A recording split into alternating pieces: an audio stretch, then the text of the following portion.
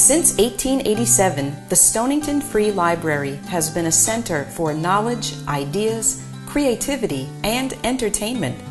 It is a comfortable and welcoming community space for the town of Stonington, Connecticut, where all ages can explore, discover, gather, and learn within a building of distinctive and unique architecture.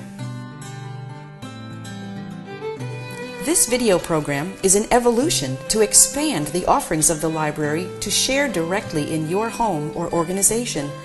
Welcome to the Thoughtful Thursdays speaker series, made available to you by the Stonington Free Library.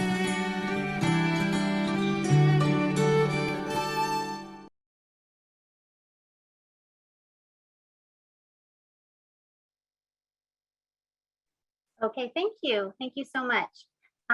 My name is Sage Williams, and I am a board member for the Stonington Free Library, and I want to thank everyone for joining us this evening.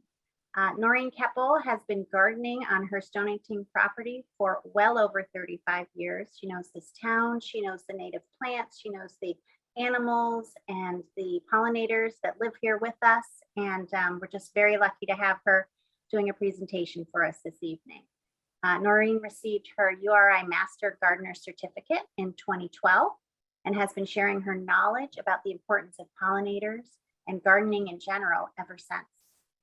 The vital link between providing a healthy habitat for pollinators and our own food systems has become a mission that Noreen is passionate about. I reached out to Noreen and I wanted to know what else I could share for her. And currently Noreen is very actively involved with the Stonington Pollinator Pathway. And if you don't know that Stonington has its own pollinator pathway program, a great place to look would be on the Town of Stonington website. And then, so I did that today to see how easy it was. And it is so easy. You can just type into your search Stonington Pollinator Pathway, and it will bring you right to the right page.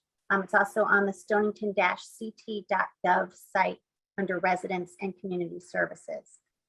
The Pollinator Pathway's goal is to develop as many pollinator attractive spaces in Stonington as they can. And that can go from a tiny space with a certain particular type of plant that Noreen will tell us about, or, you know, when people have larger gardens and they put these special plants throughout. But if you reach out to the town and you ask, they're going to put you in touch with Noreen. So you've got the expert here this evening. Enough with me. I'm going to let Noreen begin because I know she has a lot of great information. Thank you, Noreen. Thank you, Sage. Well, good evening, everyone, and thank you for joining us tonight, and thank you to the library for hosting this program, and Sage for introducing me.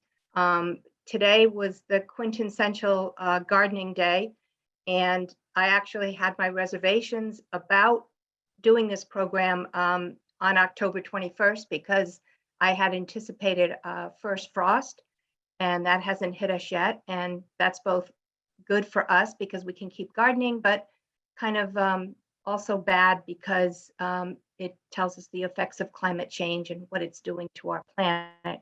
But nevertheless, I hope you got out and in your garden for a little bit today. But we are coming up to the time where we have to put our garden to bed.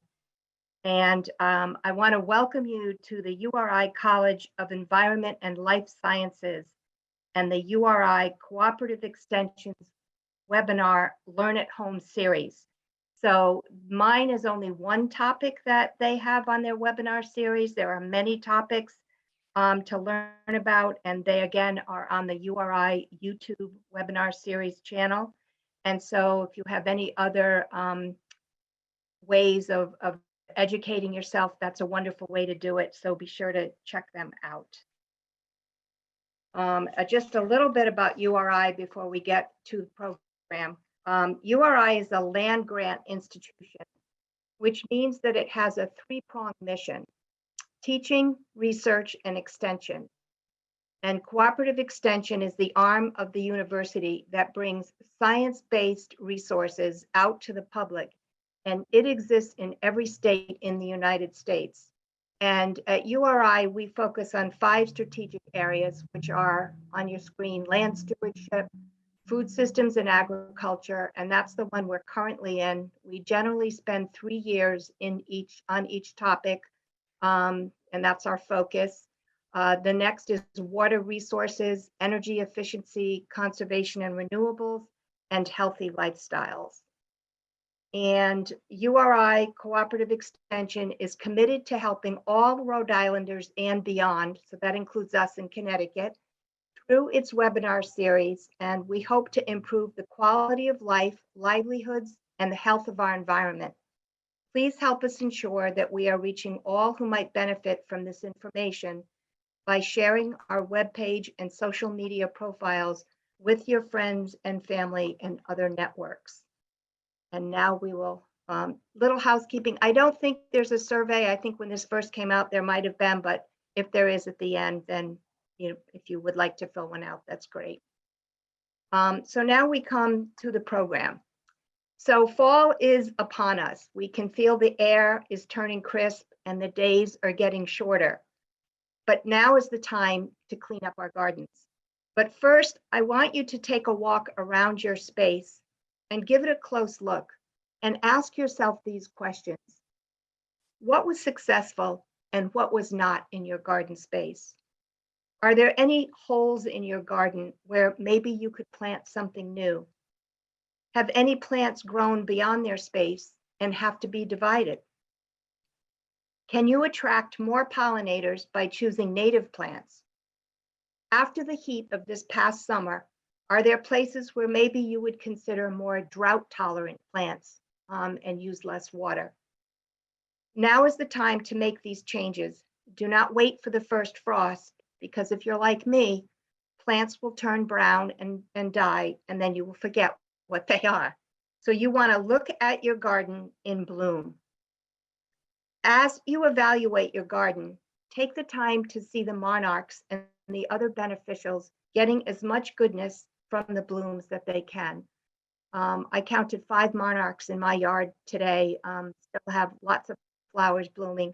The monarchs need this nectar to bulk up for their long journey south.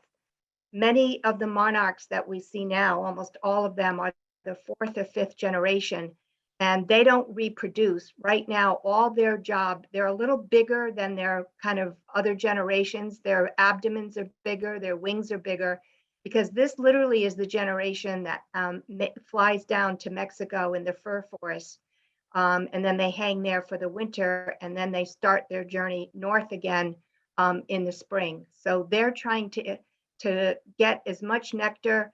And so one of your goals in your garden is to plant these late fall flowering plants that will give them this nectar so that they can continue. So fall planting gives new transplants time to grow new roots and establish themselves. So if you think of fall as it's the time that plants set their roots down, and then spring is for the top growth. The work is also easier in the fall because the weather is cooler. And most garden centers or nurseries are having sales now on their perennial or native plant selections because they want to get rid of these plants to make room for next year's spring choices. You want to be sure to water your new plantings well, as this water will help them throughout the winter months. You want to leave seed heads like these black-eyed Susans. Also, you can leave coneflowers or grasses and other seed heads, and this will be food for the birds to eat throughout the winter. And an added bonus is that it will also save you work. Now, looking at these seed heads, these black-eyed Susans fell over in a storm this summer. And what I do is I take off the seed heads and I scatter them in my garden, and this will give me new plants for next year. Black-eyed Susans are pretty easy to germinate. And then those long stems I might cut up into maybe, I don't know, thirds to get like 3 bunches. And I'll take the stems and scatter them throughout my perennial garden, because all of those are going to decompose, and it also will add like a little blanket for the winter time so that nothing gets wasted. And speaking of seeds, I enjoy collecting seeds, especially this time of year, of my favorite flowers in the fall. And what I do is I label them and I let them completely dry and put them in a cupcake tin, because that's a great way that they don't get mixed together. And then I plant them directly in the garden in the spring, or sometimes I'll start them indoors under grow lights in late March. And then I'll have little seedlings to plant in the garden. And it's just kind of a nice added bonus. Some flowers are easy to seed, like coneflowers or zinnias or marigolds. And so, you know, it's kind of a fun thing to do, and it also saves you money. So I had to share this because this is a lovely little vine, and it's called Love in a Puff, and maybe some of you know it.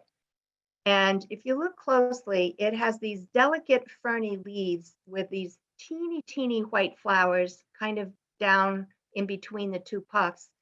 And these teeny tiny white flowers are actually great pollinator plants for the big bumblebees. It's kind of funny to see the big bumble hanging off of the flower, but they're very sweet.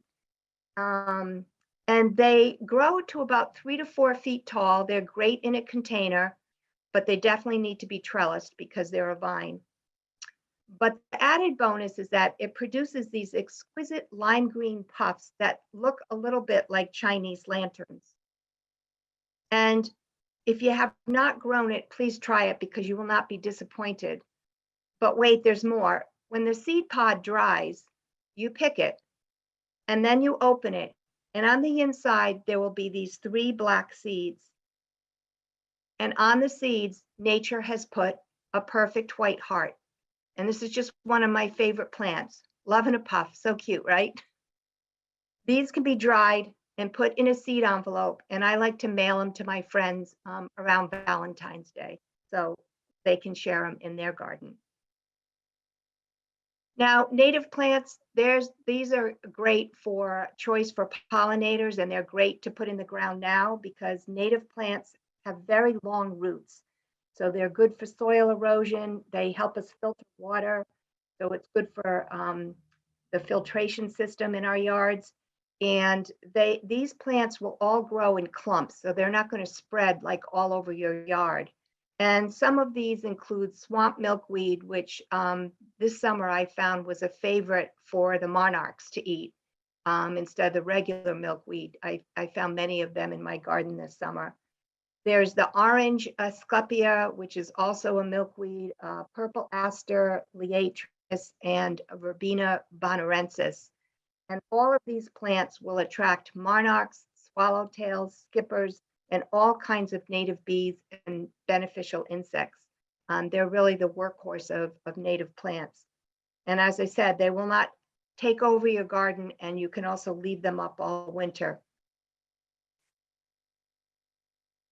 So one thing in the fall, as you're cleaning up your garden, and it might seem silly now to say, well, why should I do a soil test now? Because I'm not going to be planting. You definitely want to consider doing a soil test in the fall. And UMass and UConn offer soil testing beyond just soil pH. They will give you a whole list of what is in your soil, if there are any heavy metals in your soil. They'll do a breakdown of the nitrogen, the phosphorus, the phosphate. And ideally, you should test your soil every 3 years. And the test will give you recommendations for soil amendments in the fall. And the fall's a great time to add these amendments because then it has all those winter months for the amendments to work into your soil.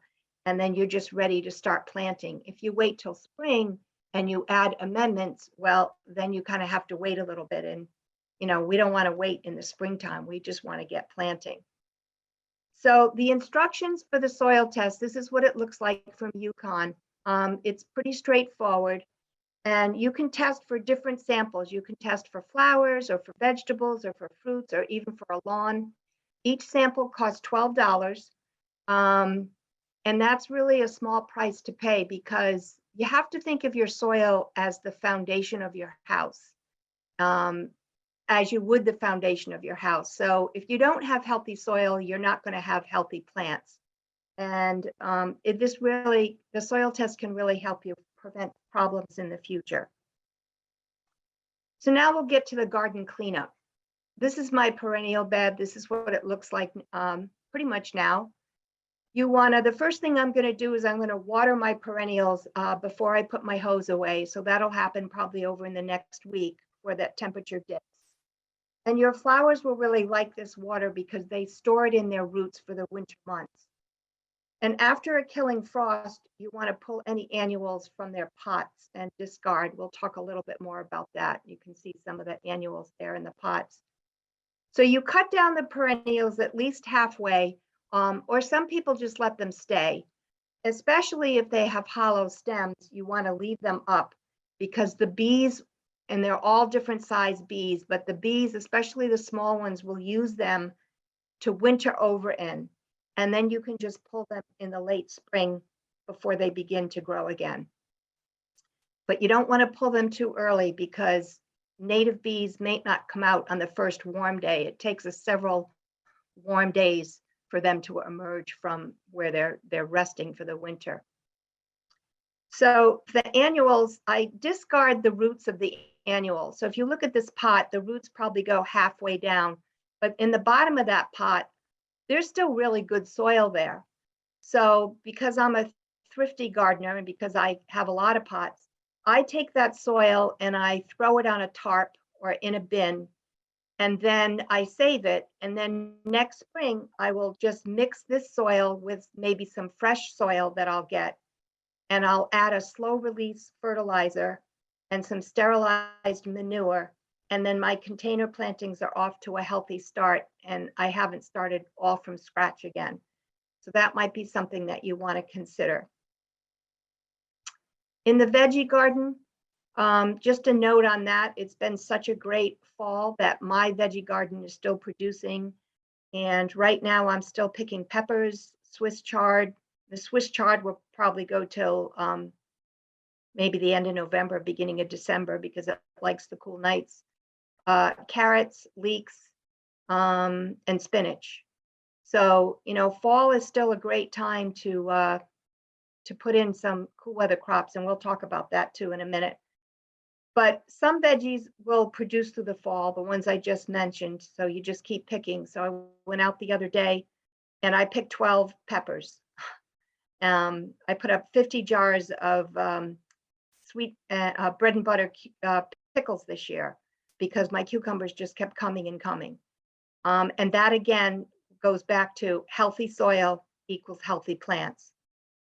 So other veggies like these tomatoes on the right-hand side, they'll taper off and they'll stop producing. So after I clean and cut the top growth of the tomatoes, and the roots are done producing, if the plant is still green, then the roots are still green and they're storing a little bit of carbon. So I really wait until they die down, especially if you cut off the top growth, it'll die in a few days. And then I lightly rake the soil and I expose the soil to the sun. And it also exposes all the little grubs and the pupae that are there under that first layer of soil. And then the birds come in. They're like Hoover vacuum cleaners. The birds will come in and they will eat whatever is left on the soil. And that's less pests than you will have next spring. You won't get them all, but you'll get a lot of them. So I mentioned if the root is still growing, don't disturb it because the root is storing carbon and you want to leave the carbon in the soil. But as soon as the plant has shriveled up, then you can take it out and the root. Just to say back again in my soil. So once everything is cleared out, I add into I have all raised beds, but I add in organic matter, and that would be anything like chopped leaves, compost, grass clippings, straw, and I mix it all in enough, and so that the wind won't blow it away. Obviously in Stonington we get a lot of wind, and then I wet it down. I want that top layer to be nice and wet and kind of heavy, and then this organic matter will decompose during the winter, and it will build humus to my soil. And taking care of your soil in the fall gives it a healthy start in the spring. And then on some of the raised beds, I just planted garlic the other day, but if there's any bare soil, I will spread white clover seed down. And you can also use winter rye or red clover. And this is a great way to keep your soil covered during the winter months, and it will also add nitrogen into your garden areas. So this sprouts pretty quickly, and it will prevent you from having any bare spots, because any bare spots, all of the nutrients are going to leave your soil. So then in the spring, this clover can be gently turned over before it seeds, or just remove it all together and put it into your compost pile. And it can also be added to your lawn, the seed, to build nitrogen there as well. And the whole goal is not to have any exposed soil. I do use grow bags in my gardens just because I tend to overplant and overplant. So these are different size grow bags that I use. They're permeable, which means that the water can get through them down onto this pea stone. And they come in different sizes, as I say. And what I'll do here is once they have, the vegetable has stopped producing, I will take the soil out and save it, add it to that big pile that I have going. And then I will just rinse out the bags with my hose and let them dry in the sun for a few hours. They dry pretty quickly.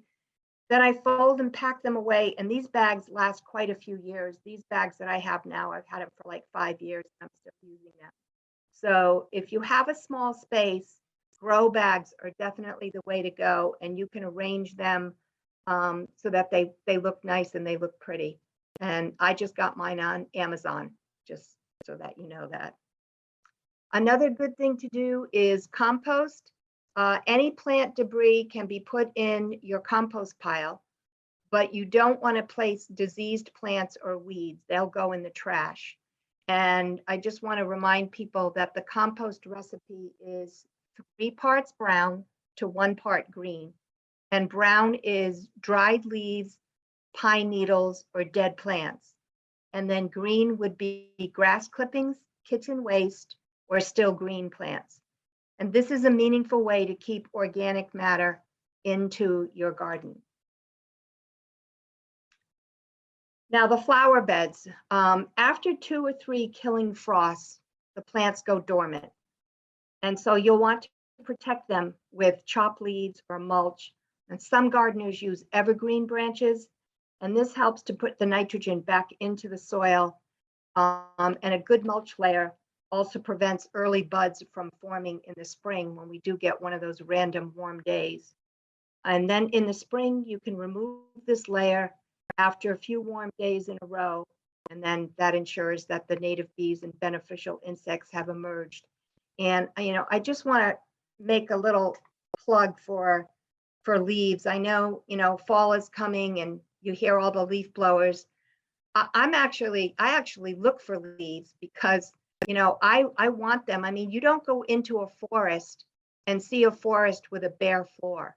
You see a forest covered in leaf matter and pine needles. And this is very, very necessary for all of the soil and the creatures that live under the soil. This is their blanket that they need in order to stay underneath there for the winter months.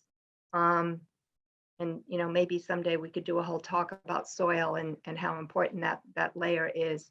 But I strongly encourage, what I do is I get my leaves and I chop them up at the lawnmower first, so they're kind of nice and fine and they look pretty. And if you don't, you don't have to put on 5 or 6 inches. You can just put on a couple of inches, and this will really help your beds, help feed them all winter long. And the plants will come up right through that very nicely next spring. So that's my little plug there. So I like to grow dahlias and cannas and gladioli. And the gladioli, those are planted in the southern exposure next to the foundation of my house. So they stay in the ground all winter long. I was digging them out and I forgot one once and realized it came up just beautifully. So I left them all several years ago and they all come up. But not so much with the dahlias and the cannas because they're in pots or in another part of my garden. So dahlia flowers grow from tubers, if you've ever grown them, and tubers have to be dug up after the first frost. So you wait for the first frost and that will kill the top growth of the dahlia plant, sadly.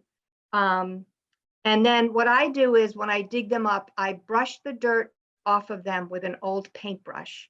And I let them sit in the sun for a few days and get really nice and dry.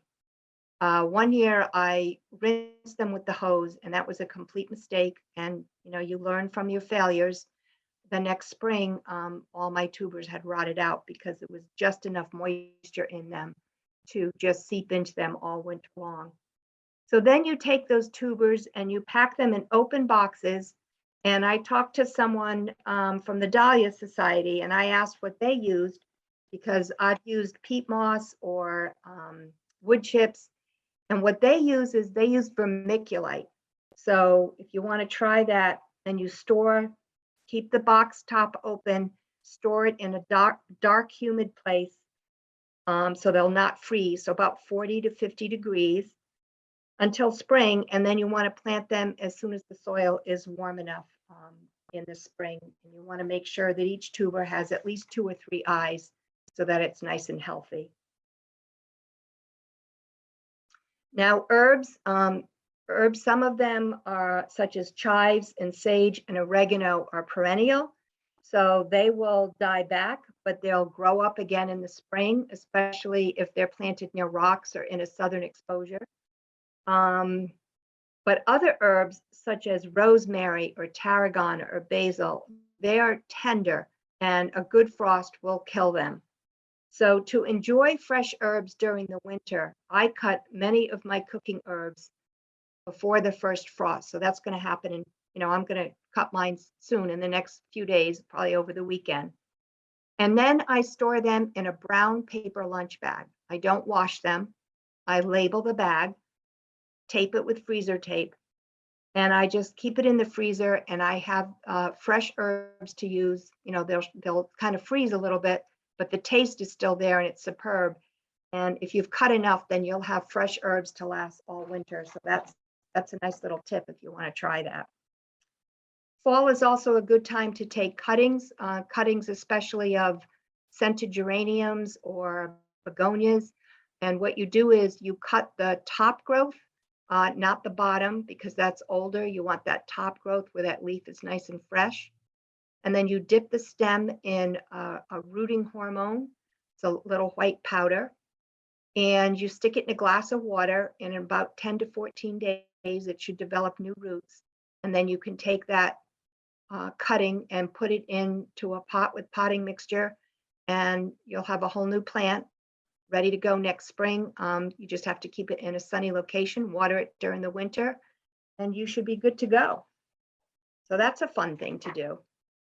I do have raspberries and strawberries on my property, and today I just cut my raspberry canes, but in early to mid-fall, you want to prune the summer-bearing raspberries, and you want to leave 6 of the strongest brown canes for every foot of your row.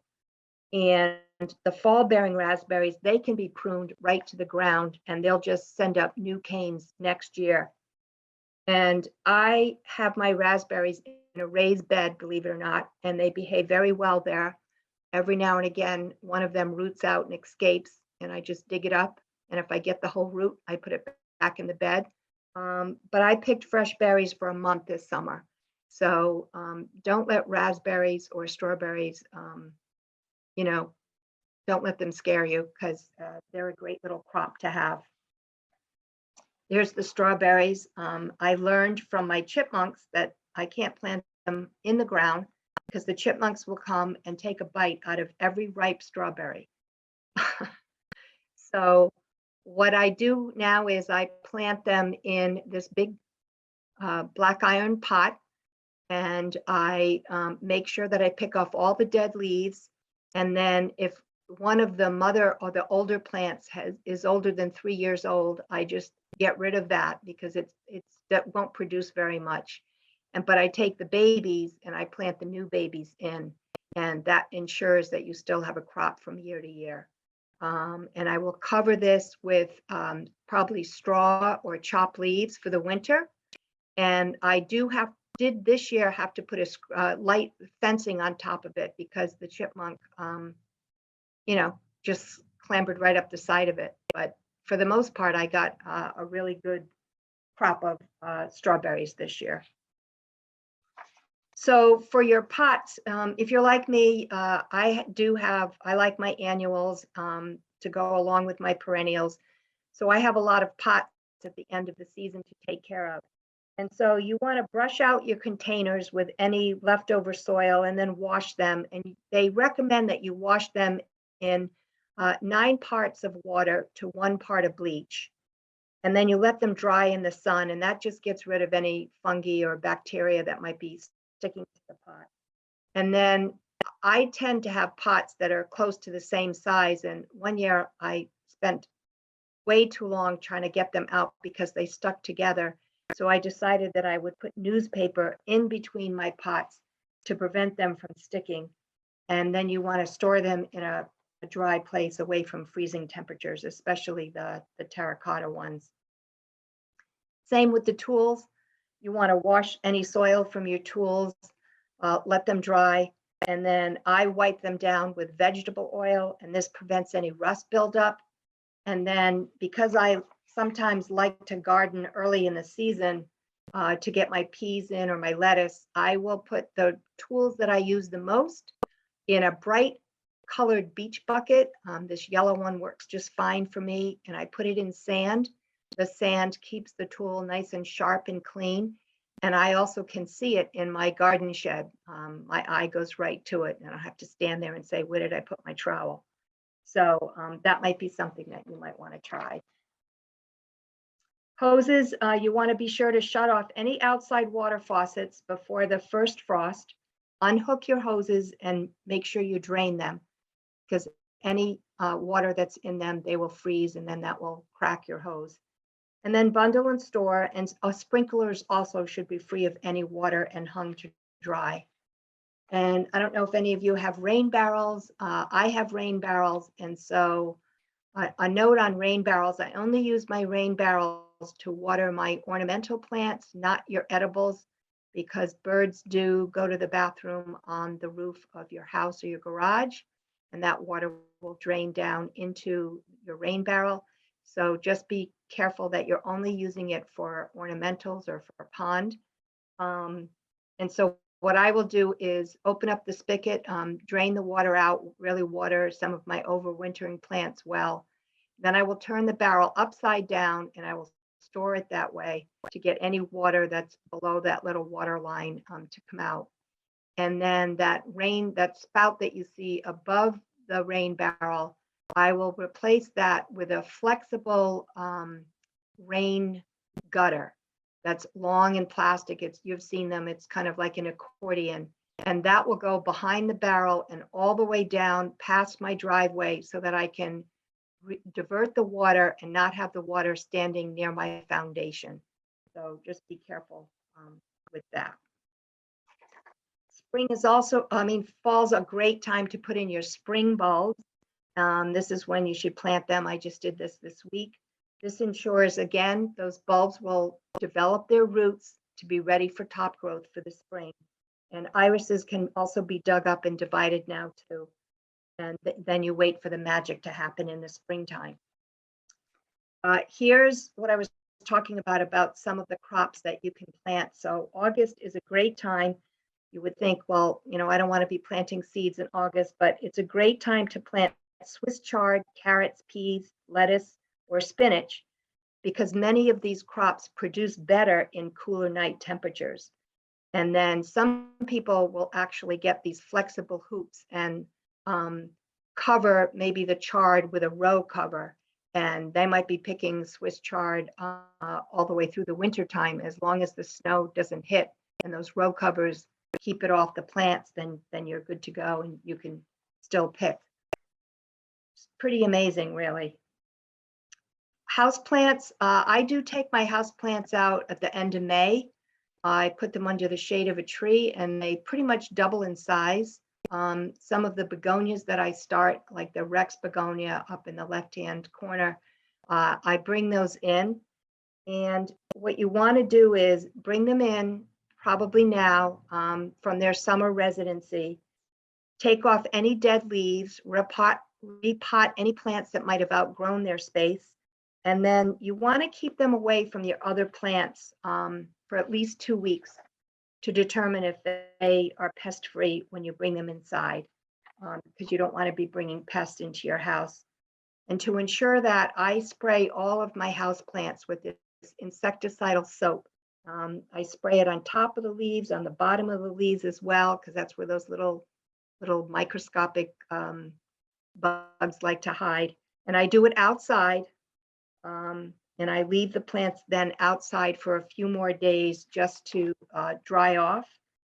I give them a good soaking outside with the hose. And then even when I bring them in, I still keep them separate from my other house plants. This will be good news because you want to leave a part of your yard messy. So you can have a brush pile filled with leaves or dead branches or stumps, or any messy area in your yard that stays untouched. And believe it or not, this is where the beneficial insects and the native bees will call home for the winter months. And it also saves you some extra work because that's an area that you don't have to worry about cleaning up.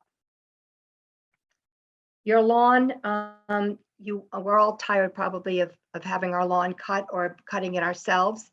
So you do want to mow your lawn as late into the fall as you can, because grass that's left long can create brown patches on your grass next springtime. So you want to keep it short. And you also, for the last mowing, you want to not bag it, but leave the grass clippings on your lawn, because these grass clippings will feed your lawn with nitrogen during the winter time. And it's just, again, a little bit less work too. And that white clover that I showed you, if people like to add that into their lawn to also add nitrogen. The native bees, this is a sunflower, they will work searching for pollen even after the first frost. So if any flower is still blooming in your garden, please leave it up for the bees and watch their diligence and their enthusiasm. They are known to work well into November because these bumbles are covered in fur, and the fur, they can stay out longer than the honeybees. And the fur keeps them warmer, and they are just really worker bees, and we need them. So any flower, just keep it up into your garden. And some people like to use these bee nesting boxes. This is a bee house that sits kind of close to my garden. And one day this summer I looked, and there were these little plugs of grass coming out of the holes.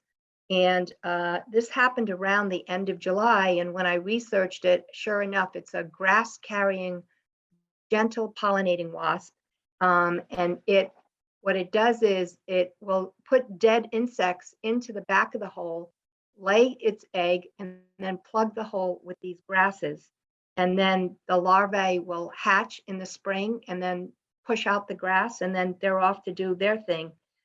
So you want to make sure that your bee houses are out of the rain and sheltered. And you definitely, the downside of a bee house is that you do have to clean it, any hole that was plugged. And I usually use a little hummingbird brush to get into the holes, and you will see some of the pollen come out. But remember, you do not need a bee house. You can just leave them up, leave up the hollow flower stems, and the bees will find them as well. Fall's a great time to clean out your garage or your potting shed. And as you're cleaning, as gardeners, we tend to have more than one trowel, more than one rake, more than one spade. So you might want to consider donating some of your extra tools to a school garden or a community project, because those projects usually don't have the funds to go out and buy new tools, so they depend on donations. And we all know that we love our tools. We can't resist them, but we probably don't need as many as we have. And you also want to get rid of any chemicals, if you do use them, that are old, or check the date on them. And fall, there are definitely many hazardous waste days.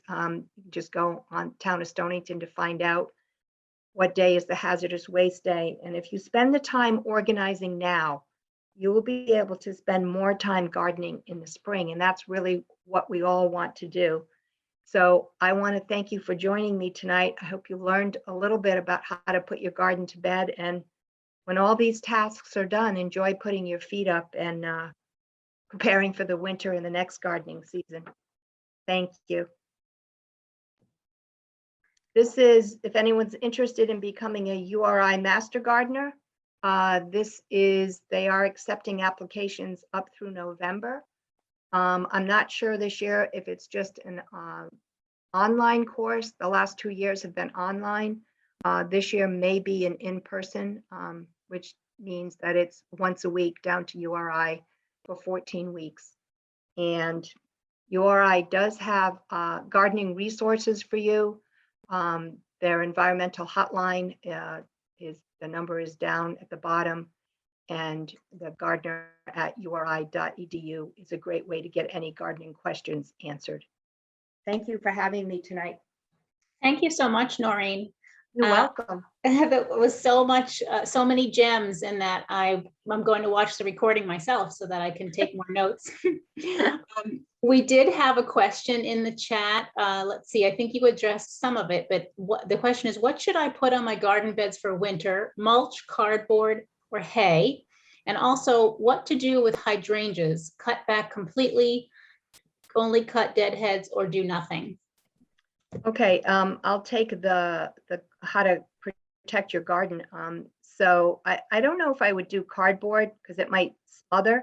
I don't know how much the plants can breathe, but the evergreen branches are a great way to do it. But what I use is just the chopped leaves. And I do know that they have a big chopped leaf pile at the Stonington town dump not in the dump, but right in the beginning.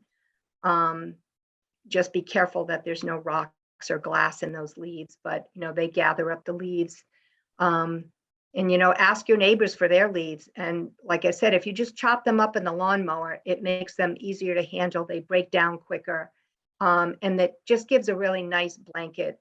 And also pine needles. Pine needles are a great resource if you know anyone that has a bunch of pine trees.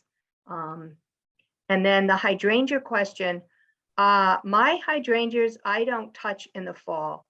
I wait until the spring when they start producing that new growth, and you'll kind of touch a stem and it might like break at the base. That's the old wood, so that you can get rid of.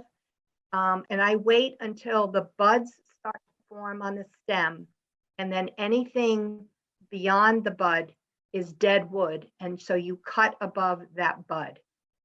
I hope that answers your question. And we have another question in the chat. Is it okay to use seaweed as mulch for winter? It's okay to use it. You definitely want to rinse it off before you do. It's certainly a light rinse because there's so much salt in it. It does have good minor nutrients like zinc, and I would use it sparingly. I wouldn't use it as a complete, I would use it mixed in with leaves or grass clippings or straw. You don't want to use hay, you want to use straw because it doesn't have seeds in it. And so I would use it, and it does feed your soil, but you want to use it sparingly, not just solely as a ground covering. And another question. I have some perennial herbs in a small terracotta pot. Is there any hope of overwintering them? Keep them outside and cover, or bring them inside and water? Thank you. Well, if they're the tender ones, if they're oregano, or I'm trying to think of the other ones that I said, sage, they will overwinter. And I would just leave them where you have them. If they're more of a tender perennial like thyme or rosemary, you could try covering them. I did try that one year, and I put them in my daughter's basement. I didn't have much success. What I like to do is I just cut as much as I can, and I put them in the brown paper bags, and I've been successful with getting fresh herbs through the winter that way. And then I just get new plugs the following season. But certainly try it. You know, you might have a better spot where it would work. And we have a couple more.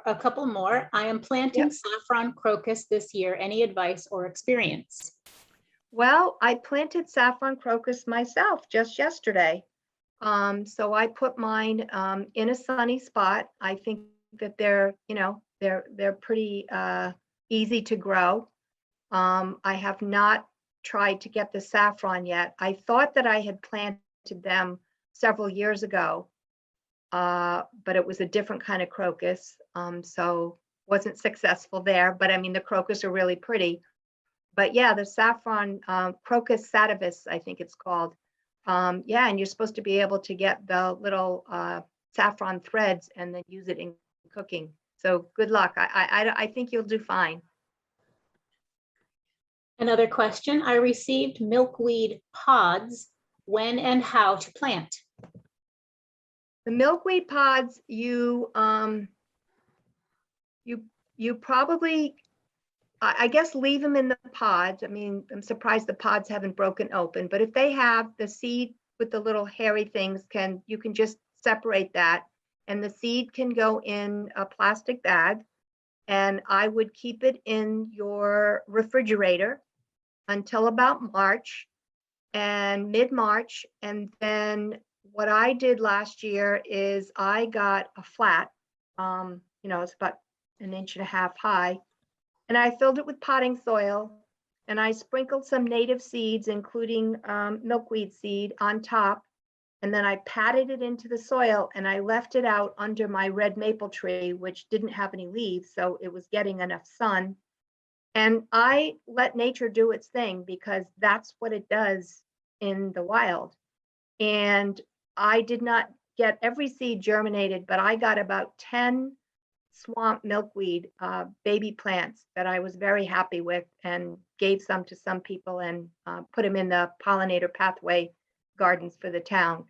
So you can definitely do it. You won't get everyone to germinate, but you probably don't want everyone to germinate. But refrigerator, then March, then into a flat, and then outside, because that's a seed that doesn't mind the cold. It actually needs the cold to break the seed pod so that the seed can germinate.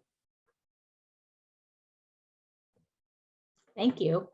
We have a few more minutes. If anyone would like to unmute themselves and ask a question out loud, you're welcome to do so.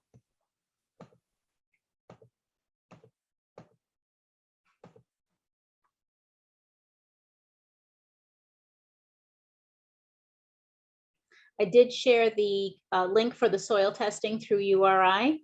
That's in the chat Perfect. box. Yep, so if anyone wants to pursue that. And that soil testing for URI will only test for soil pH. It doesn't test for all of the other nutrients in your soil. So that's why I mentioned either UMass or UConn for that.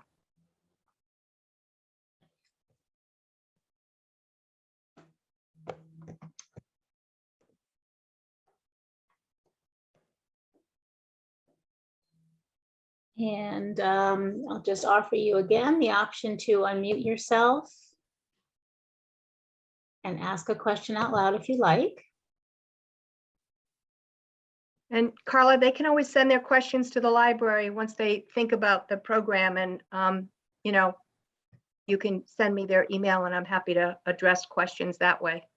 That's wonderful. Yeah, so I'll put my email address in the chat box, and you're welcome to email me your question. I can pass it along to Noreen.